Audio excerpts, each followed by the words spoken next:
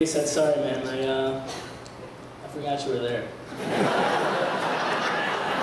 I told him, no, I totally understand. Why would you pay any attention to a person in a short white coat standing right next to me? I don't even know why you're talking to me now. So that was Rush. And the next month of internal medicine, I was Cook County. The residents there were pretty hardcore. One time my team got a page at 1 p.m. and we were rounding at 2 p.m.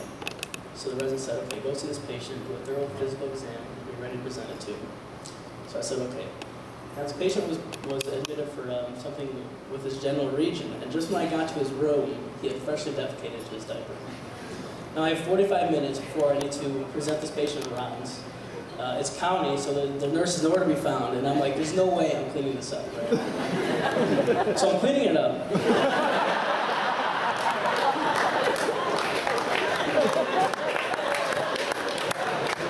The patient turns and looks at me and smiles. And at that point, I knew not what to do except to leave.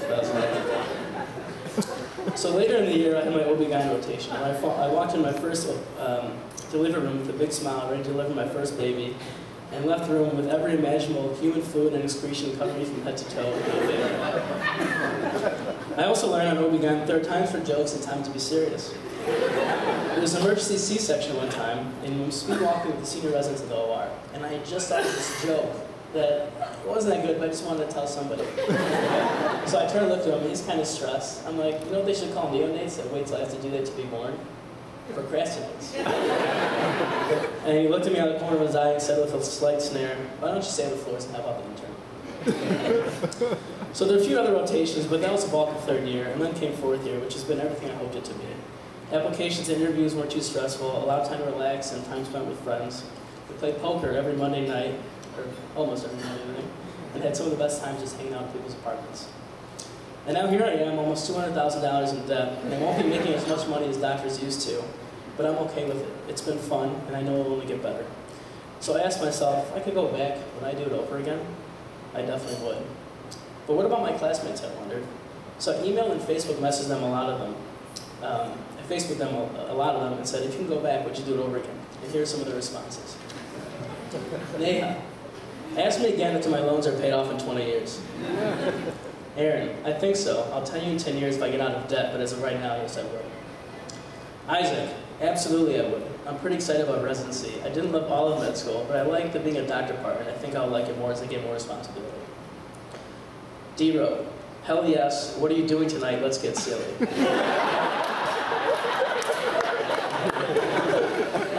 Dave Ruda, in typical Dave to give me a thorough response. He said, I assume that your question is a serious one. Judging by the fact that it was emailed at 4 p.m., there's only a 30 to 40% chance that you asked me this question while in a drunken stupor. A part of me wants to say that I wouldn't do med school again. This is the part that very often sees friends and family working fewer hours, having more flexible schedules, and going on group vacations. But in all honesty, I think I would conclude that I would do it again. Even if I won the lottery long ago and not gone to med school, I would have soon become bored and would have gone to med school anyway. I love sitting around but only for so long, and once the urge to do something with myself would have gripped me, I would have wanted to pursue something that not only provides people assistance, but when it's most needed. And the other reason is I actually really like the material. I hoped I would find all the science interesting, and I have. Has med school been monotonous at times? Did some of the tests and syllabi details drive us friggin' mad? Does Mark Farag look incredibly manly yet sensitive with his Egyptian facial hair? I actually wrote that. Yes, but all in all, I think medicine can be very fascinating. Dave Ruda. And finally, Mina, winner of the Humanism and Medicine Award for his compassion.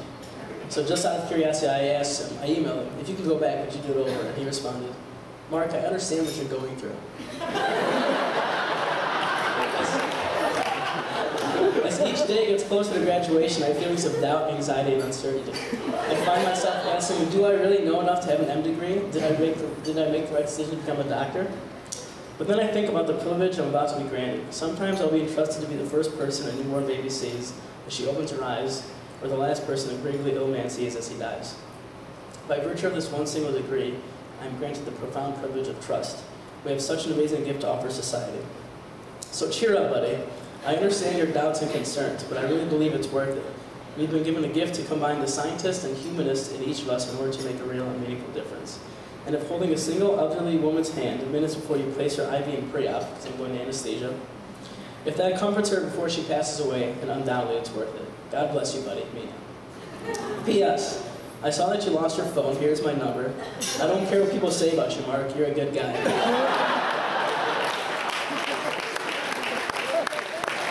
I'm glad we are friends. Keep in touch. I'll come and visit you. And what I learned from asking my classmates, and granted we're all still in training, is that while applying to med school, we were able to overlook the hardships that we knew lay ahead, and know that in the end it would be all worth it. And though I've joked around a lot today about being a student, I'm extremely proud and happy to become a physician. And to my classmates, thank you. I hope all of us can continue to work as hard as we have throughout school, and to go on practicing with honesty, empathy, and a sense of humor. Thank you so much.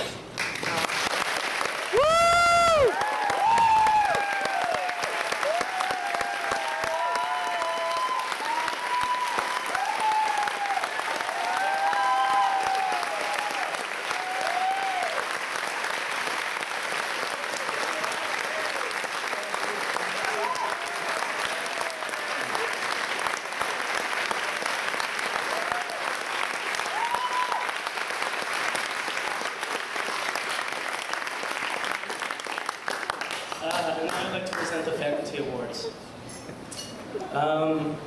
The Esculapius Award is awarded to the outstanding resident physician or fellow in recognition of excellence in teaching and patient care. It goes to Dr. Vikram Krishnamurthy of General Surgery.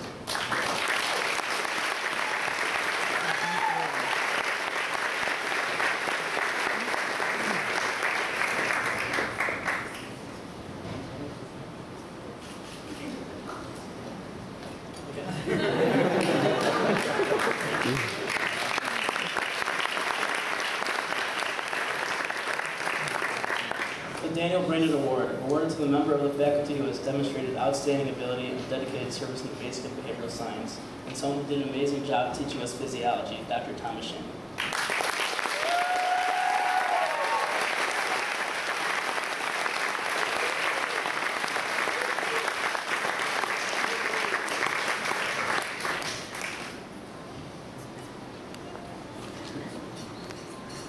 Well, I feel pretty good tonight.